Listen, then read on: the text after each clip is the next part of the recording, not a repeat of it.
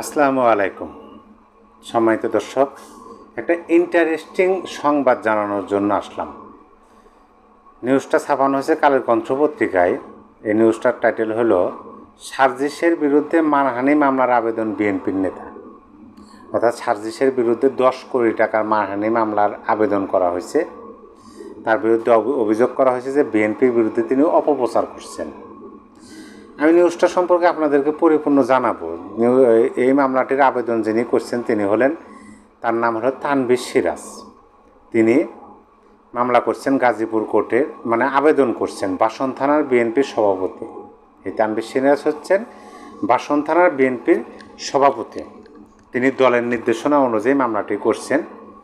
এখন আমি যে কথাটি আগে সর্বপ্রথম আপনাদেরকে বলি, যে সার্জিস আলমরা এখন বর্তমানে সরকারে আছে, ক্ষমতায় আছে, তারা ক্ষমতা থাকা অবস্থায় যদি এরকম মানহানি মামলা খান, তাও 2-1 টাকার না, 10 কোটি টাকার ক্ষতিপূরণ দাবি করে মামলা করা হয়েছে, তাহলে 10 কোটি টাকার মানহানি মামলা তিনি খেলেন।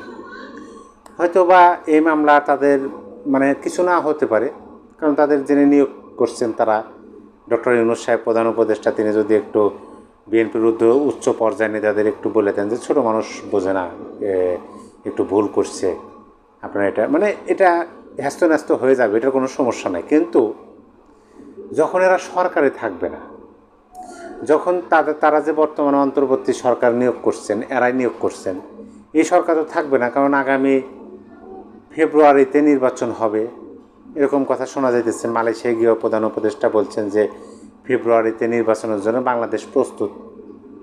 আমরাও চাই যে বাংলাদেশে অতি দ্রুত নির্বাচন হোক, সবারই অংশগ্রহণে, ওকে বাদ দিয়ে একে রেখে এরকম না, সব দলের অংশগ্রহণে জনগণ যেন স্বতঃস্ফূর্তভাবে ভোট দিতে পারে, এরকম একটা নির্বাচন হোক, আমরা সেটা চাই। এখন ধরেন যেভাবেই হোক ফেব্রুয়ারিতে নির্বাচন হলো, তখন তার এই সরকার ক্ষমতায় থাকবে না, থাকতে পারবে না। তখন এই হেভিওয়েট নেতাদের কি হবে?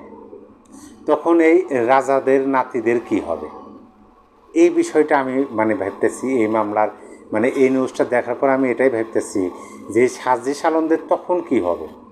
তারা যেভাবে কতগুলো বড় বড় হেভিওয়েট নেতাদের হেয় প্রতিপন্ন করছেন, ছবি পদদলিত করছেন, এবং আমাদের স্বাধীনতা, আমাদের মুক্তিযুদ্ধ, আমাদের 72-এর সংবিধান নিয়ে যেভাবে বক্তব্য দিচ্ছেন, তারা কি এত দেশে থাকতে পারবেন?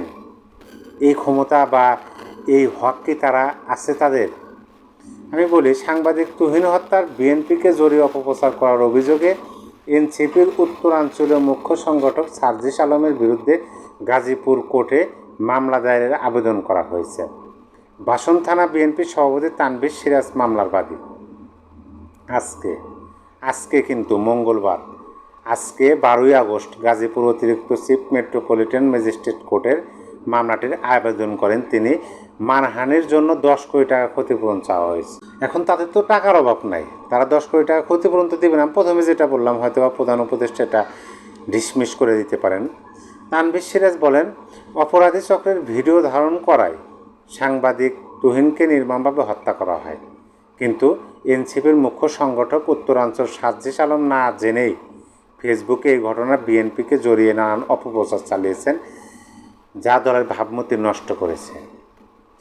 তিনি জানুক না জানুক, এই যে গাজীপুরে তুহিন হত্যা, সাংবাদিক তুহিন হত্যার ঘটনা ঘটল, সেই বিষয়টা সম্পর্কে যে মূল বিষয়টা যে উদ্ঘাটন হলো, সেটা হলো যে একটা তাদের ভেতরেই ওটা একটা নারীদের দিয়ে টোপ দিয়ে এরকম একটা চক্র, যারা টাকা পয়সা হাতে নেন, সেখানে কোনো রাজনৈতিক ছিটে ফাটা নেই, এটা পুলিশই জানাইছেন। আর সেইটাকে তদন্ত হলো না, তদন্ত রিপোর্ট আসলো না, তার আগে সার্জিস আলমরা ব্যাপকভাবে প্রচার শুরু করলো যে এটা বিএনপির এই কাজগুলো করছে, এইভাবে কিন্তু প্রচার করছে। তিনি আরও বলেন, এরই মধ্যে জিএমপি কমিশনার ওই হত্যাকাণ্ডের মূল রহস্য উদ্ঘাটন করেছেন, যেখানে রাজনৈতিক কোনো সংশ্লিষ্টতা পাওয়া যায়নি বলে জানিয়েছেন তিনি। তাই দলের নির্দেশনা অনুযায়ী আমি বাদী হয়ে মামলাটি রুজু করেছেন, আশা করি ন্যায় বিচার পাব। মামলার তদন্ত বলতেছে এখানে রাজনৈতিক কোনো ছিটে ফাটা নাই, অথচ এই সার্জিস আলমরা প্রচার করছে যে এটা বিএনপি করছে। ওই যে এরা তো হচ্ছে আওয়ামী লীগের সূত্র, আওয়ামী লীগকে এরা ক্ষমতাচ্যুত করে তো এরা ক্ষমতায় এসেছে। এখন আওয়ামী লীগের কর্মকাণ্ড যেহেতু নিষিদ্ধ করা হয়েছে, নিবন্ধন স্থগিত করা হয়েছে, তদুপরি আওয়ামী লীগ রাজপথেও কিন্তু সেরকম সক্রিয় নাই।